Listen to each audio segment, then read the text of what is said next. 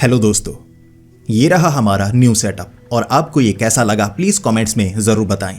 अब से मैं वीडियोस इसी सेटअप में लेकर आऊँगा और यहाँ पर मैंने क्या क्या चेंज किया है वो आपको एक अलग वीलॉग में बता दूंगा। अगर आप चाहते हैं कि मैं वीलॉग लेकर जल्द से जल्द आऊँ तो मैं उस पर काम करना भी शुरू कर दूंगा। वैसे भी मैं कब से सोच रहा हूँ कि आपके लिए अपने अलग से वीलॉग भी लेकर आऊँ, जिससे आप मेरी ज़िंदगी के बारे में भी जान पाएँ कि मैं कैसे हॉरर स्टोरीज़ बनाता हूँ और इसके साथ साथ मैं और क्या क्या करता हूँ और कैसे करता हूँ वो भी आपको एक वीलॉग में लाने की कोशिश करूँगा। तो प्लीज़ नीचे कमेंट ज़रूर करें। तो अब आज की वीडियो की तरफ बढ़ते हैं। दोस्तों, आज की वीडियो है भूतिया जोड़ी के ऊपर। पंजाब के एक गांव के पास एक खेत में एक आदमी को भूतिया जोड़ी नजर आ रही थी और उसे शुरू में समझ नहीं आ रहा था आखिर वो करना क्या चाहते हैं। कहते हैं ना, जो भटकती हुई आत्माएं होती हैं उन्हें भी शांति चाहिए होती है और उस आदमी को लगा कि मैं अगर इस भूतिया जोड़ी को शांति दिलवा दूं शायद मेरे साथ भी कुछ अच्छा हो जाए। और इस तरह उसने कैसे उस भूतिया जोड़ी को शांति दिलवाई और क्या ये काम आसान था वो आपको इस वीडियो में जानने को मिलेगा। दोस्तों, ये वीडियो बेहद ही खौफनाक और डरावनी है। मेरा यकीन कीजिए आपको भी अंदर तक डर लगेगा। तो हेडफोन लगा लीजिए, कमरे की लाइट्स ऑफ कर लीजिए क्योंकि ये वक्त हो रहा है डरने का। तो ये कहानी है पंजाब के बटाला शहर के पास के एक गांव में रहने वाले सुदेश की। बात साल 2004 की है। उस समय सुदेश की उम्र 45 साल हुआ करती थी और उनकी शादी नहीं हुई थी। पंजाब में जब 40 से ऊपर किसी की उम्र हो जाए ना और उसकी शादी ना हुई हो उसे छड़ा कहा जाता है। तो सुदेश जी को सब छड़ा छड़ा कहा करते थे और वो अकेले रहना बहुत ज़्यादा पसंद करते थे। गांव में कई लोगों की शादी हुई थी, तलाक हुए थे और इसमें ज़मीन जायदाद के कई झगड़े चले थे। तो उन्हें लगा था भाई मैं शादी करूंगा तो मेरी ज़मीन हिस्सों में बंट जाएगी और परेशानी होगी, इसीलिए उन्होंने शादी की ही नहीं। और उनकी उम्र 45 साल हो गई और अब वो खेतों में काम किया करते थे और अपनी जिंदगी को मौज मस्ती में उड़ाया करते थे। दिन के वक्त खेतों में काम करना, रात के वक्त थोड़ा सा पैग लगा लेना, उसके बाद फिर से खेतों में चले जाना, अपने दोस्तों के साथ घूमते रहना और शहर बटाला में चले जाना जो कि वहां से लगभग 30 से 40 किलोमीटर की दूरी पर था। अब उनका जो गाँव था ना वो भारत पाकिस्तान बॉर्डर से काफ़ी ज़्यादा करीब था। वहां पर वो खेती किया करते लेकिन किसी तरह की कोई परेशानी का सामना उन्हें नहीं करना पड़ता था। जब वो खेतों में रात के वक्त जाया करते थे तो 1-2 पैग उन्होंने लगाए होते और खेतों में पानी जब एक तरफ से ट्यूबवेल चल रहा होता है तो एक दिशा में पानी बहता है, तो जगह जगह खेतों में पानी लगाने के लिए किसान कई बार जो पानी की दिशा होती है उसे मोड़ते रहते हैं। तो ये रात के वक्त वो काम किया करते थे लेकिन अपने खेतों से ज़्यादा आगे नहीं जाया करते थे। ऐसा नहीं था कि वहाँ जितनी ज़मीन थी हर जगह खेती होती थी, कई जगह ज़मीन बंजर थी या उसका इस्तेमाल नहीं होता था उपजाऊ होने के बावजूद भी। सुदेश हर बार ये किया करते। लेकिन अब उनकी बहन का एक बेटा था जो उन्हें मामा कहा करता और कहता था कि मैं गांव में ज़रूर आना चाहूँगा, जो कि बटाला में रहता था। उसका नाम था अमन। अब अमन जो कि 12वीं कक्षा कर चुका था और उसने कहा था कि मैं मामा जी के पास जाकर आऊँगा। असल में छिप छिप कर उसे भी थोड़ी बहुत शराब पीनी पसंद थी। अब मामा जी कहा करते थे कि मैं भी नहीं पीता, वो कभी कभी मामा जी के पास आ जाया करता था। 1-2 साल हो गए और जो सुदेश थे कभी कभी उन्हें शराब चखा दिया करते थे, बस थोड़ी सी। इस तरह मामा भांजे की बहुत ज़्यादा बना करती और इस बार जो अमन था वो मामा जी के पास आ गया था, सुदेश के पास। और दिन के वक्त तो दोनों घर में बैठे रहे और क्योंकि अब सुदेश का भांजा आया था तो सुदेश ने खाने पीने की चीज़ें भी बनाई। गांव में जो अच्छी चीज़ें मिलती थी वो भी घर में मंगवाई, गांव वालों से मिलवाया। और रात के वक्त दोनों को खेतों में जाना था क्योंकि दिन के वक्त वो गए नहीं थे। कुछ देखना ज़रूर पड़ता था, हर रोज़ पानी का काम करना पड़ता या खेतों में देखना पड़ता कहीं फसल खराब तो नहीं, तो रात के वक्त भी ये काम करना पड़ता। अब अमन ने कहा कि मामा जी मैं भी आपके साथ चलता हूँ। तो सुदेश ने कहा कि ठीक है चलो खेतों में चलते हैं, वहाँ कोई परेशानी तो है नहीं, यहाँ ऐसी कोई दुर्घटनाएं या किसी तरह की कोई वारदात नहीं होती, सुरक्षित गाँव है ये वाले हमारे। तो इस तरह वो रात के वक्त 9-10 बजे वो खेतों में गए और इसके बाद कुछ काम करने के बाद 1-2 घंटे बीत चुके थे। इसके बाद अमन ने कहा कि आगे वाले कुछ गांव जो यहाँ से नजर आ रहे हैं, घर बने हुए हैं, क्या वहाँ पर कोई नहीं रहता? आपने उस तरफ के गाँव में ले जाने की कोशिश नहीं की या उसके बारे में बताया नहीं, या बाकी बंजर ज़मीनों के बारे में ज़्यादा जानकारी नहीं दी, मुझे उनके बारे में बताइए। तो जो सुदेश थे वो कहने लगे कि मैं उस तरफ कभी नहीं जाता क्योंकि उस तरफ कभी गाँव का कुछ हिस्सा हुआ करता था लेकिन कुछ घर टूट गए, जिसके बाद पुरानी हवेली टूटी फूटी, ऐसा कुछ है, ज़्यादा देखने लायक वहाँ पर कुछ नहीं है, वो भी हमारे गाँव का हिस्सा ही है। अमन कहने लगा, उस तरफ जाकर देखते हैं ना, मुझे देखना है उस तरफ क्या है। अब उस तरफ हवेली घर पुराने वाले थे जो कि भारत पाकिस्तान बंटवारे से भी पहले के थे, यानी कह सकते हैं कि 100 साल पुराने घर जो बहुत ज़्यादा टूटे फूटे थे, बिल्कुल जैसे खंडहर बने हुए हों।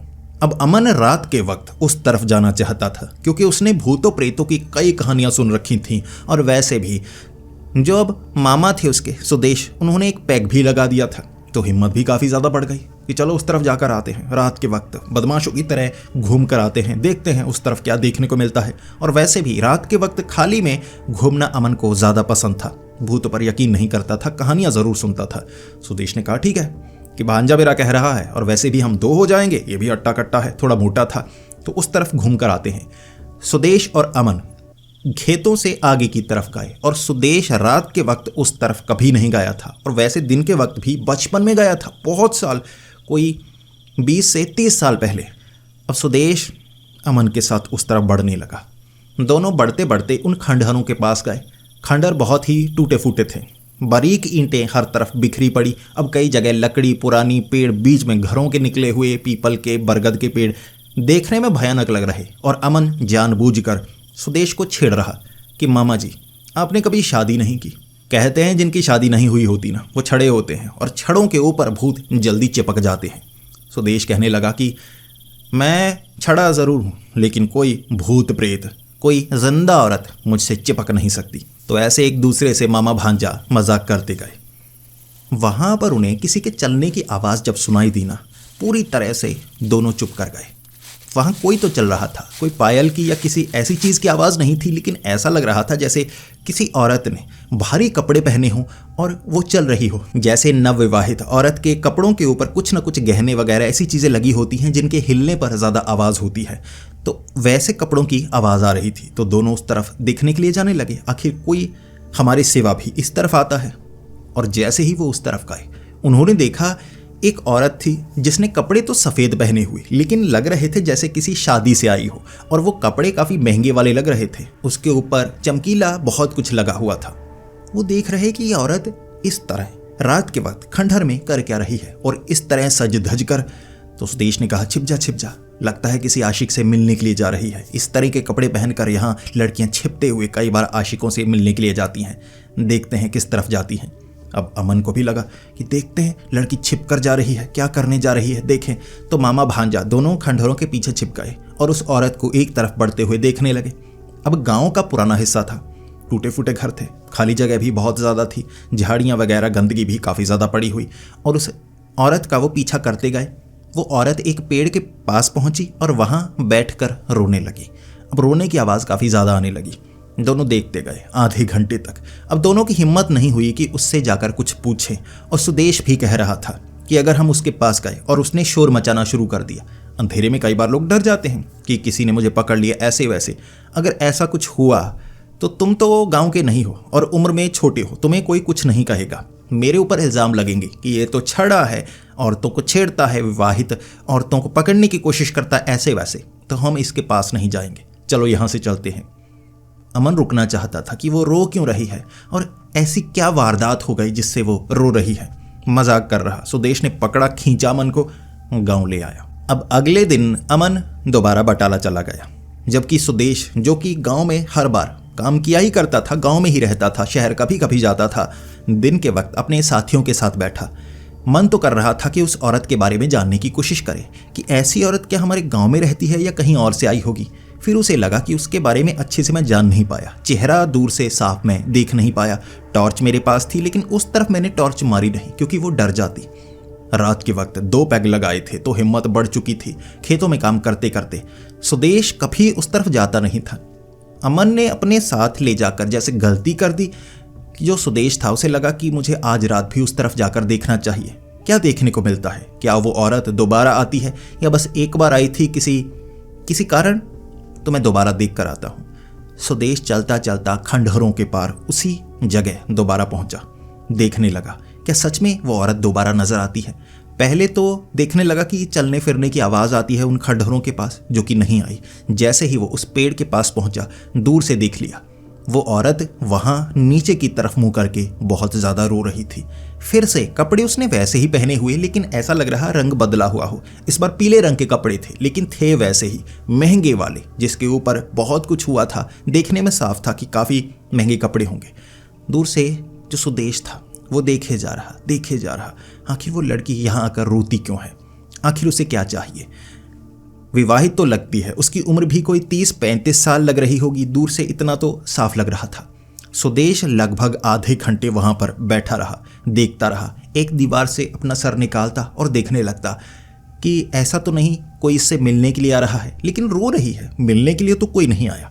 आधे घंटे तक जब मिलने के लिए कोई नहीं आया, सुदेश खड़ा हुआ। उस औरत से बात करना चाहता था, लेकिन उस औरत को जैसे पता लग गया। उसने जैसे ही सुदेश की तरफ देखा, वो पीछे की तरफ भाग गई। इसके बाद अब सुदेश ऐसे कोई औरत भाग रही है तो पीछा थोड़े ना करना था।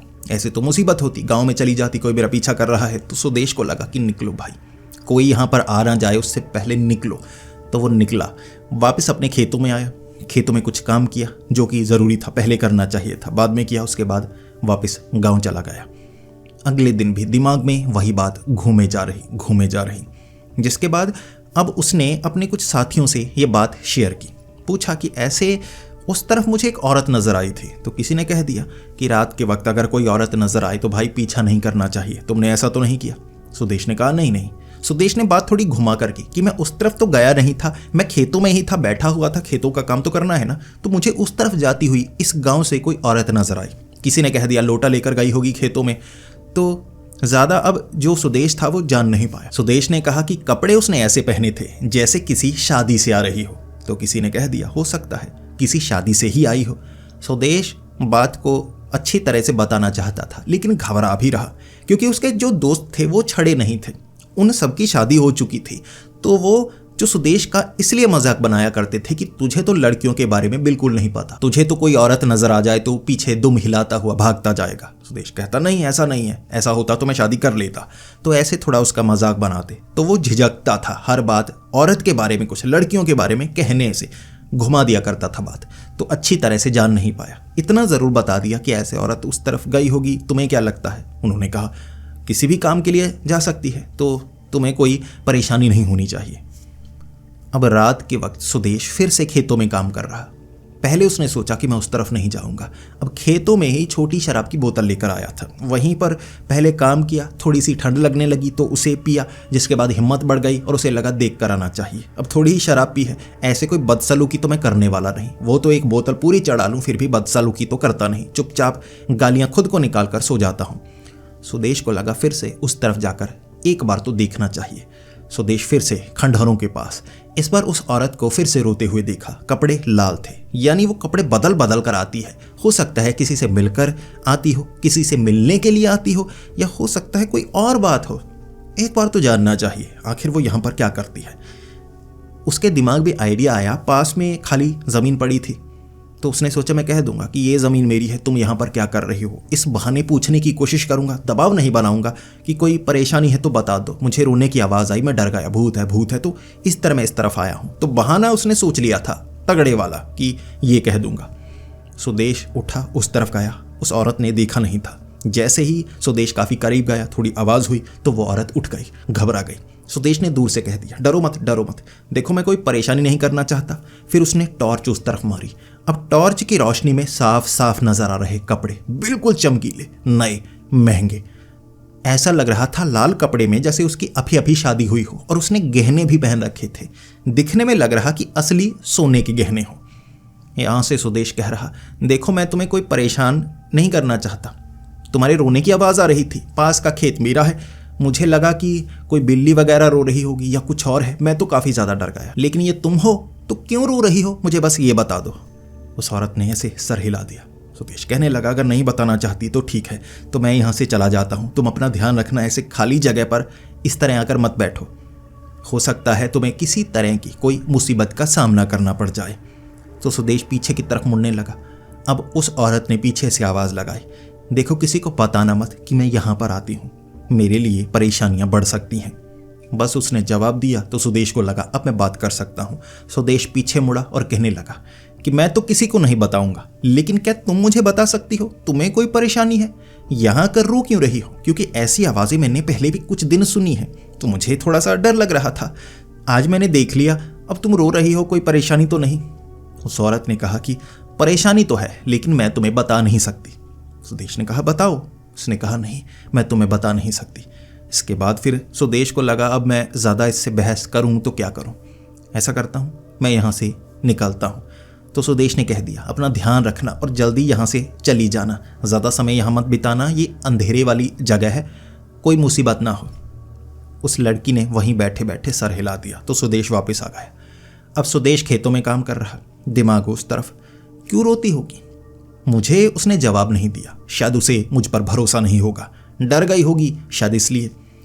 अगले दिन फिर से रात के वक्त उसने हिम्मत की उस तरफ जाने की। उसके मन ने कह दिया परेशान नहीं करूंगा। 2-4 दिनों तक रात के वक्त अपने खेतों में काम किया।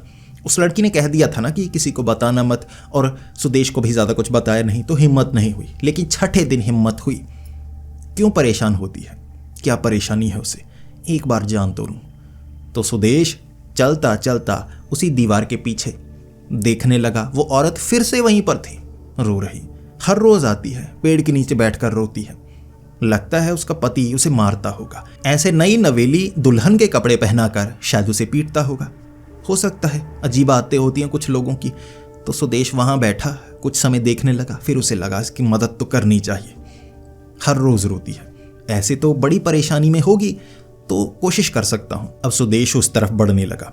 जैसे ही सुदेश ने टॉर्च मारी, उस औरत ने भागना शुरू कर दिया। सुदेश ने आवाज़ लगाई कि ये मैं ही हूँ, डरो मत।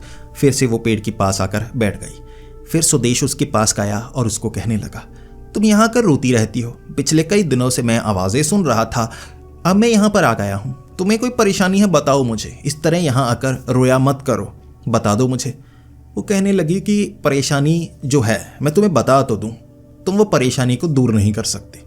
सुदेश ने कहा एक बार बता कर देखो, अपनी तरफ से मैं कोशिश कर सकता हूं। तुम्हारा पति तुम्हें पीटता है? उसने कहा नहीं, पीटते तो नहीं है, लेकिन जो मैं करना चाहती हूं मुझे करने नहीं देते। सुदेश ने कहा ऐसी क्या चीज है जो वो तुम्हें करने नहीं देता? उसने कहा कि मैं यहां से जाना चाहती हूं, वो मुझे जाने नहीं देते। सुदेश ने कहा कि अच्छा, तो कहां जाना चाहती हो? मैं उससे बात करता हूं, तुम बताओ तुम कहाँ रहती हो, मैं बहाने से तुम्हारे घर आऊँगा, ऐसे नहीं कहूँगा कि मैं तुम्हें जानता हूँ, इससे परेशानी बढ़ सकती है, तो बस ये बता दो तुम्हारा घर कहाँ है। उसने कहा ये तो मैं नहीं बता सकती, लेकिन मेरे पति यहाँ आस पास ही हैं, बस उनसे कुछ समय दूर निकल कर यहाँ आकर रोती हूँ, क्योंकि वो मुझे यहाँ से जाने नहीं देते। सुदेश को लगा कि इसे अपने मायके में जाना होगा, वहाँ पर कुछ समय रहना चाहती होगी, उसका पति खड़ूस होगा, यहाँ से निकलने नहीं देता होगा। तो सुदेश ने कहा कि मैं बात करता हूँ। ऐसे कैसे, ज़बरदस्त थोड़े ना कर सकता है, थोड़ा प्यार से मनाने की कोशिश करो। तो उस औरत ने कहा कि मैंने प्यार से मनाने की कोशिश की, लेकिन वो मुझे यहाँ से जाने नहीं देते। मैं इस दुनिया से जाना चाहती हूँ, वो मुझे रोके रखे हुए हैं। सुदेश ने जब ये बात सुनी, एक बार के लिए सन्नसा हो गया। फिर वो कहने लगा अरे ऐसी बुरी बातें नहीं करनी चाहिए, देखो मरने वरने की बातें मत करो, मरने की बातें कौन करता है, बड़ी जिंदगी पड़ी है तुम्हारी, तो ऐसी बातें मत करो। वो औरत कहने लगी मैं मरने की बातें नहीं कर रही, मैं इस दुनिया से जाने की बातें कर रही हूँ, मुझे यहाँ रहना पसंद नहीं है, मैं यहाँ से जाना चाहती हूँ। फिर सुदेश समझाने लगा कि ये मरने की बातें ही तो कर रही हो, इस दुनिया को छोड़कर क्यों जाना चाहती हो, अच्छी खासी अभी जवान हो, अपनी ज़िंदगी जियो, अगर वो तुम्हें ज़्यादा परेशान करता है तो पंचायत बुला लो, बाकियों को बताओ, इस तरह उससे तलाक ले लो। वो कहने लगी तलाक तो अब नहीं हो सकता, मैं इस दुनिया से जाना चाहती हूँ और मैं मरने की बात नहीं कर रही, कोई एक बार से ज़्यादा नहीं मर सकता। सुदेश सन, वो औरत सामने थी भी खूबसूरत और देख भी रही आंखों में, ऐसे जैसे वो सच बता रही हो, डरा न रही हो। सुदेश एक बार के लिए चुप, फिर कहने लगा मुझे तुम्हारी बातें समझ भी नहीं आ रही, तुम इस दुनिया से जाने की बात कर रही हो, ये भी कह रही हो मैं मरना नहीं चाहती, मैं तो मर चुकी हूँ, मतलब क्या है। फिर वो औरत कहने लगी कि मैं मर चुकी हूँ और मेरे पति मुझे इस दुनिया से जाने नहीं देते। सुदेश वहीं खड़ा। अब सुदेश के दिमाग में चलने लगा कहीं ये कोई भूत वूत तो नहीं, और ये शक उसका दूर तब हुआ जब उस औरत ने यकीन दिलाया कि हाँ मैं मर चुकी हूँ। पेड़ के इस तरफ थी, इधर पेड़ के आर पार होकर इस तरफ बैठ गई और कहने लगी यकीन हो गया, मैं मरी हुई हूं। फिर क्या था, सुदेश भागा। जो वो भागा इतनी रफ्तार से कि पीछे मुड़ मुड़ कर देखता रहा, मेरा पीछा तो नहीं कर रही। सीधा खेतों से निकलकर गांव में। उस दिन उसे ठंड इतनी ज़्यादा लगी, रजाई लेकर बीच में घुसा हुआ, बार बार आंखें निकालता, पीछे तो नहीं आ गई, भूतनी थी, पीछे तो नहीं आ गई। लेकिन वो औरत उसके पीछे नहीं आई, भूत थी लेकिन पीछे नहीं आई। इसके बाद जो सुदेश था अगले कुछ दिनों तक खेतों में जाता रहा, डरता रहा कि रात को कुछ हो ना जाए। अब खेतों में काम भी करना है, अपने दोस्तों को भी बता दिया। अब कुछ बूढ़े बुजुर्गों से पता किया कि उस तरफ सच में एक आदमी नजर आता है, एक औरत नजर आती है, और कईयों का मानना है कि वो भूत प्रेत हैं, तो उस तरफ नहीं जाना चाहिए। तो सुदेश ने कह दिया, हाँ भाई मुझे तो नजर आई, वो सच में भूतनी है। तो साथियों ने कह दिया, उस तरफ मत जाओ, क्योंकि भूत प्रेत किसी के सगे नहीं होते, किसी को नुकसान पहुंचा सकते हैं। सुदेश को डराए रखा, तो 15 से 20 दिन उस तरफ गया नहीं। फिर हिम्मत बढ़ गई, किसी ने कह दिया भूत ऐसे कुछ नहीं करते, भटकती हुई आत्माएं होती हैं, शांति चाहिए होती है। सुदेश को लगा भाई यही तो कह रही थी, वो इस दुनिया से जाना चाहती है, उसका पति उसे जाने नहीं देता। हो सकता है खड़ूस हो, वो भी मरा हुआ हो या जिंदा भी हो सकता है। एक बार पता करना चाहिए, नुकसान तो नहीं पहुंचाया उसने। दूर से बात करूंगा, एक बार कोशिश करके देखता हूं। सुदेश उस रात फिर से उस औरत के पास गया, पेड़ के पास बैठी रो रही थी। दूर से जैसे ही सुदेश ने टॉर्च मारी, वो कहने लगी, इतने दिनों बाद आए हो, डर गए थे ना? मुझे पता है, मुझे देखकर हर कोई डर ही जाता है, मैं जिंदा नहीं हूं ना। तो सुदेश ने कह दिया कि मैंने कभी ऐसे कोई भूत नहीं देखा, तो पहली बार देखा था इसलिए मैं डर गया। अब तुम सही से मुझे कुछ भी बता सकती हो, लेकिन मैं तुम्हारे करीब नहीं आऊंगा। उसने कह दिया, ठीक है, मैं तुम्हें नुकसान नहीं पहुंचाने वाली। फिर सुदेश ने अच्छे से पूछा कि तुम इस दुनिया को छोड़कर जाना चाहती हो, क्योंकि तुम मर चुकी हो तो तुम्हारा जाना बनता है। क्या तुम्हारी आत्मा को शांति नहीं मिल रही? उसने कहा, एक कारण है कि मेरे पति को भी शांति नहीं मिल रही, मुझे भी शांति नहीं मिल रही। हम इस दुनिया को छोड़कर जाना चाहते हैं, लेकिन मेरे पति अपने सिवा मुझे अकेले को यहाँ से जाने देना नहीं चाहते। तो हमारी दोनों की आत्मा को जब शांति मिलेगी तभी हम इस दुनिया को छोड़ सकते हैं, और ये जल्द तो होने वाला नहीं। सुदेश ने पूछा कि क्या बात है, क्या तुम मुझे बता सकती हो? मैं क्या करूं? क्या कोई अंतिम संस्कार करवा दूं, कुछ ऐसा करवा दूं जिससे तुम्हारी आत्मा को शांति मिले? उसने कहा, अगर तुम मेरा काम करने को तैयार हो तो तुम कर सकते हो। फिर वो औरत चलने लगी कि तुम्हें अपने पति से मिलवाती हूँ। आगे एक खंडहर में बैठा एक आदमी रोता हुआ नजर आया। अब जैसे ही सुदेश ने देखा, उसने कहा, दोनों रोते हैं। उसका आदमी भी वहां भाई दीवार के पार चला गया। डर रहा था, भूत डर रहा था। फिर उस औरत ने अपने पति को बुलाया, जो कि भूत था, दोनों भूत थे। अब उसके पति ने कहा, हमारे दोनों की आत्माओं को शांति तब मिलेगी जब उस खास जगह आग लगेगी, उस मिट्टी को जलाया जाएगा और उससे हमारा अंतिम संस्कार होगा। लेकिन आधी रात को अकेला इंसान वहां होना चाहिए, कोई और नहीं। सुदेश ने पूछा कि किस जगह? उन्होंने जगह दिखाई। उन्हीं खंडहरों के बीच एक खास जगह थी, वहां लकड़ी लगानी होगी, घर सा बनाना होगा, और लकड़ियों के बीच आग लगाकर जैसे चिताओं को जलाया जाता है, उस मिट्टी को जलाना है, जिससे उनकी आत्मा को शांति मिलेगी। ये वो दोनों चाहते थे। सुदेश ने कह दिया कि मैं ये काम करने को तैयार हूं। उन दोनों ने एक शर्त रखी कि कोई और यहां पर नहीं आना चाहिए। सुदेश ने कह दिया, हाँ, लेकिन तुम मुझे कोई नुकसान तो नहीं पहुंचाओगे ना? उन्होंने कहा, हम दोनों तुम्हें कोई नुकसान नहीं पहुंचाएंगे। सुदेश को लगा, ठीक है। उनके शब्द ध्यान से नहीं सुने थे सुदेश ने। अब 2 दिनों तक वहां लकड़ियां इकट्ठी करता रहा, ऐसे चिता सी बना दी झोंपड़े की तरह कि बीच में से आग लगाऊंगा, मिट्टी को पहले आग लगाऊंगा, फिर कुछ बोलना है, उन्होंने कहा था आखिरी बात करनी है, ऐसे फिर तुम चले जाना, मिट्टी जलेगी, हमारी आत्मा को शांति मिल जाएगी। इसके बाद उसने क्या किया, घी 2 किलो डिब्बे में रख लिया। अब घी ऊपर डालना है, ज्वलनशील चीज़ों को ऊपर डालना है, इस तरह उन लकड़ियों को आग लगानी है जिससे उनकी आत्मा को शांति मिले। लेकिन कोई 3-4 दिन बाद जब उसने तैयारी कर रखी थी, वहां पर अमन आ गया, उसका भांजा। अब अमन ने सबसे पहले मामा को पूछा, मामा जी क्या कर रहे हैं? बड़ी तैयारी लगती है, शादी तो नहीं करवाने वाले? तो जो उसके मामा थे सुदेश, किसी और पर भरोसा तो वो करता नहीं था, भांजे पर पूरा भरोसा था कि मेरा भांजा बिल्कुल मेरे जैसा है, मुझसे प्यार भी बहुत करता है। सब कुछ बताया, ऐसे दोनों की आत्मा को शांति दिलवानी है।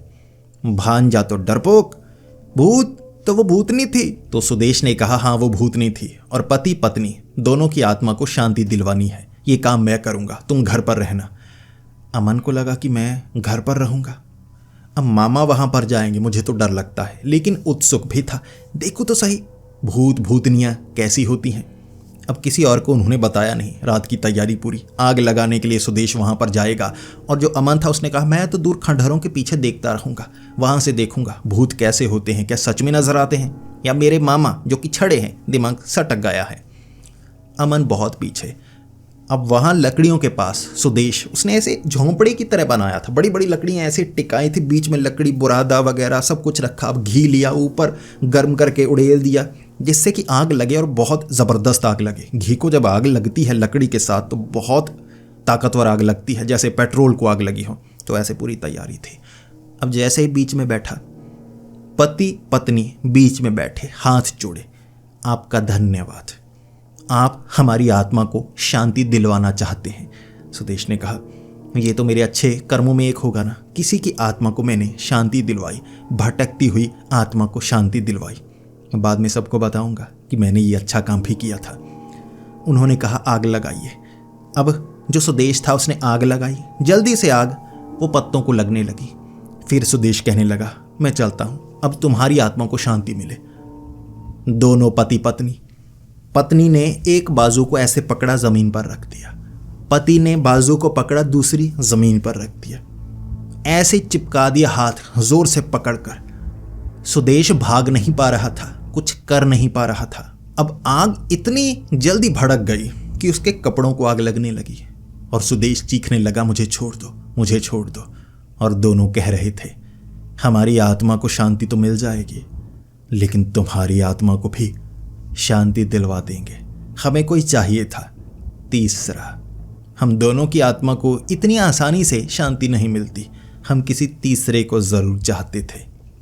सुदेश ऐसे ही हाथ जमीन पर जोर लगा दिया उसने, लेकिन उनसे हाथ छुड़वा नहीं पा रहा, लकड़ियों के बीच से निकल नहीं पा रहा। और आग इतनी जल्दी भड़क गई, कपड़े जलने लगे, एक तरफ के बाल उसके जल गए, गाल जल गई, कंधा जल गया, चीखें मार रहा था, लेकिन आसपास तो कोई नहीं था। जैसा कि दोनों ने कहा था, किसी को अपने साथ मत लेकर आना, हम कुछ नहीं करेंगे। उन्होंने कुछ नहीं किया, उन्होंने मारने की कोशिश नहीं की, उन्होंने तो बस हाथ पकड़े थे। आग तो सुदेश ने जलाई थी ना। चालाक थे वो, बातों में फंसाया सुदेश को, और सुदेश भी जलकर मरता अगर अमन साथ नहीं होता। इसके बाद जो सुदेश था वो चीखें मार रहा। अमन को लगा, मुझे तो मामा जी को बचाना होगा। तो जो अमन था भागा, लकड़ियां इधर उधर बिखेर दी, लेकिन किसी तरह से जो सुदेश था उसको टांगों से खींच लिया। अब सुदेश की जो बाजू थी ना ऐसे चिपकी हुई, हाथ ऐसे चिपके हुए थे, तो अमन ने पूरा जोर लगा दिया, लकड़ियों को पीछे फेंका। अब बुरादा वगैरह बहुत ज़्यादा रखे हुए थे, तो आग भी बहुत भयंकर लगी थी, बहुत ज़्यादा आग थी। किसी तरह मामा को खींच दिया। जब हाथ किसी तरह निकले उनकी पकड़ से तो पीछे तक खींच दिया। अब मिट्टी आसपास की थोड़ी गीली थी ओस पड़ने के कारण, तो इस तरह लिपट कर अपने शरीर की आग बुझाई, लेकिन एक तरफ का कंधा शरीर काफ़ी ज़्यादा जल गया था और आग ऐसी लगी थी, मिट्टी तो जली जली, लकड़ियाँ भी बहुत ज़्यादा जली। और अगले दिन राख मिली, लकड़ी का कोई हिस्सा तक नहीं मिला, पूरी तरह से खंडहर का वो हिस्सा जल गया, मिट्टी काली पड़ गई, लेकिन सुदेश बच गया। अब काफ़ी हिस्से जले थे तो अस्पताल में भर्ती करवाया गया सुदेश को। अगले 5 से 10 दिनों तक धीरे धीरे आराम मिला और पट्टियाँ वट्टियाँ की।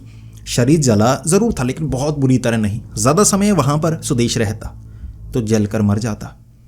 उसके बाद ना वो आदमी की आत्मा नजर आई, ना वो औरत की आत्मा नजर आई, किसी को भी वहाँ पर वो नज़र नहीं आया। जैसा कि सुदेश ने गांव में बताया था, किसी को वहाँ पर कोई प्रेत आत्मा नजर नहीं आई। उन्हें शांति मिल गई, लेकिन वो सुदेश को भी शांति दिलवाना चाहते थे। सुदेश बच गया। अब सुदेश अपने गांव में सबको यही कहता कि चाहे जो हो जाए, कोई भटकती हुई प्रेत आत्मा आपको जितनी भी अच्छी लगे, जितनी भी भोली लगे, वो किसी के सगे नहीं होते। कोई भी अपना मरने के बाद जब भटकती हुई आत्मा बनता है, वो सगा नहीं रहता। वो अलग लोग होते हैं जो आपको नुकसान पहुंचा सकते हैं और आपको मार भी सकते हैं। उनसे दूरी बनाकर रखिए।